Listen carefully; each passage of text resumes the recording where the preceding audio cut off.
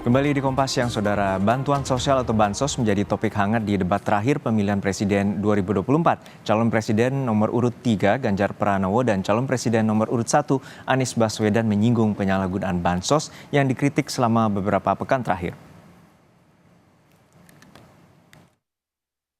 Bantuan sosial jadi bahan kritik yang hangat dibicarakan dalam beberapa pekan terakhir. Tak terkecuali di debat pamungkas antar 3 calon presiden Ahad 4 Februari malam.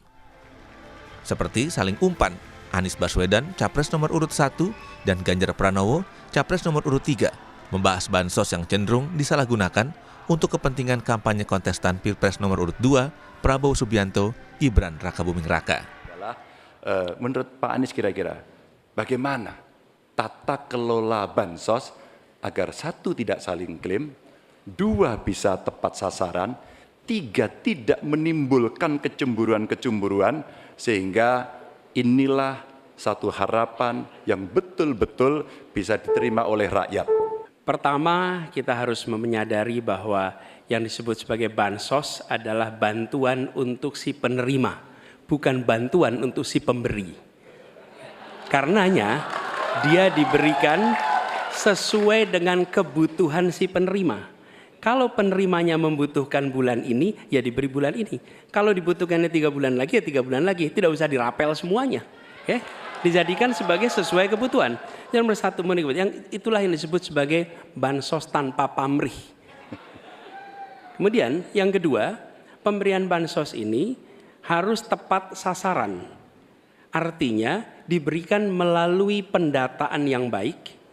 Informasi data itu harus akurat dan mekanisme pemberiannya melalui jalur birokrasi, bukan dibagikan di pinggir jalan. Kesempatan tanya jawab antar 2 capres dimanfaatkan Anies dan Ganjar berupa dialog, mengkritik pelaksanaan bansos yang dilakukan pemerintahan Presiden Joko Widodo. Baik Menteri pendukung Prabowo Gibran maupun Jokowi membagikan langsung bansos kepada masyarakat. Gibran adalah putra sulung Jokowi yang saat ini menjadi wali kota Solo, yang saat itu sebagai kader PDI Perjuangan. Bansos adalah hal yang dikritik Megawati Soekarno Putri, Ketua Umum PDI Perjuangan, tempat Jokowi juga bernaung menjadi kader dan berkarir politik. Karir Jokowi mulai dari wali kota Solo 2 periode, Gubernur DKI Jakarta hingga 2 periode Presiden Republik Indonesia. Jangan bohong. Ya nggak apa-apa, terima aja. Tapi nanti nyoblosnya jangan goyang loh. Siapa yang mau goyang? Ayo, siapa yang mau goyang?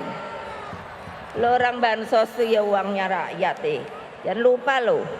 Wah, kayaknya lu. Ini duitnya dari mana ya? Kan gitu loh. Tak cuma soal bansos, tektok antara Anies dan Ganjar juga ditampilkan di topik soal pendidikan.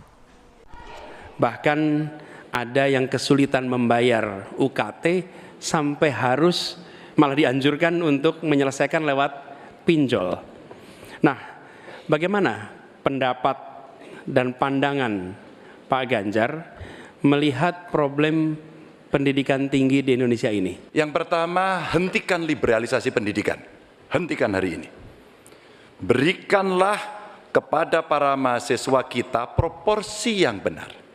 Kenapa Ganjar Mahfud punya program 1 keluarga miskin, 1 sarjana, agar mereka tidak direpotkan pada persoalan ini. Dan Pak Anies tadi betul, ikhtiar para mahasiswa hari ini agar dia tetap bisa sekolah adalah ngutang.